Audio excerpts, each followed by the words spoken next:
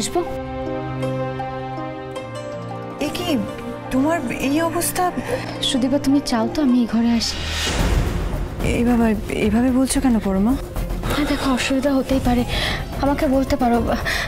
ঠিক আছে, আমি চলে। আমার মনে হয় না আমি তোমাকে এমন কিছু বলেছি যাতে তোমার এটা মনে হতে পারে। দেখো পরমা, আমি আর কোনো অশান্তি চাই না। রাইট, আর কোনো অশান্তি নয়। আমি আর পরমা সবার জন্য খাবার বানিয়ে এনেছি, এবার সবাইকে খেতে হবে বাস। সবাই খাবে, সবাই খেয়ে নাও, সবাই খেয়ে নাও।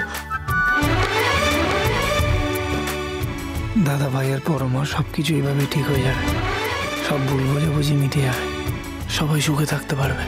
আর এটা নিয়ে আর যেন কোনো কথা না হয়। দুজনের শরীর উইক আছে, যে জুস এনেছে জুসও খেয়ে নাও। দাও তো, আমার তো দিয়ে দাও। চলে খেয়ে নি গায়ে।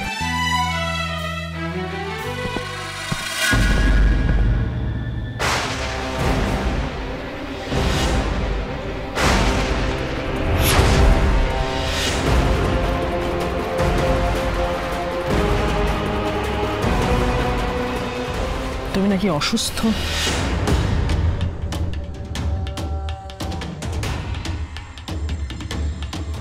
আমি এখন ঠিক আছি। ঠিক আছে, বুঝেছি।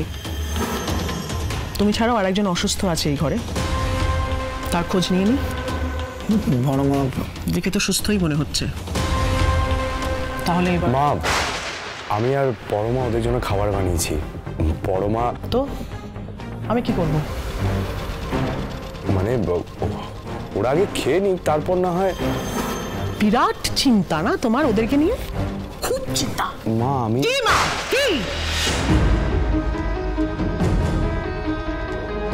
অপদার্থ ছেলে, তোমার মতন অপদার্থ ছেলে না আমি খুব কম দেখেছি। অপ্র পরমা, তোমাকে কি বলবো আর আদিত্য, কি বলবো? তুমি না চৌধুরী বংশের পুরুষ মানুষ, একজন পুলিশ অফিসার, একজন আইপিএস। লজ্জা করে না তোমার? আমার তো লজ্জা করে, ভাবতে লজ্জা করে। এবং বউয়ের আঁচল ধরা হয়েছ তুমি, আর কিছু বলার নেই।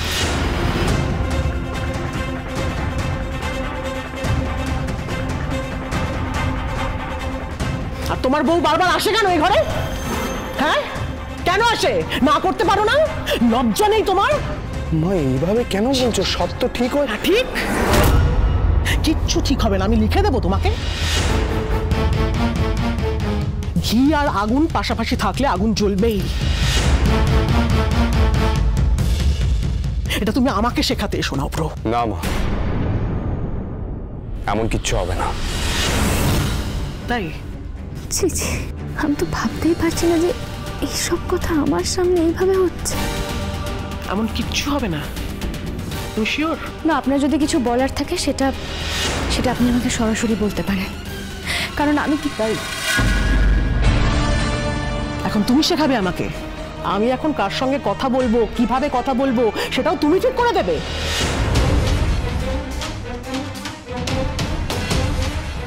বেশি সাহস হয়ে গেছে তোমার। এই যা যা কিছু ঘটিয়েছো, তারপরেও তোমার মুখ থেকে কথা বেরোচ্ছে, লজ্জা করছে না তোমার?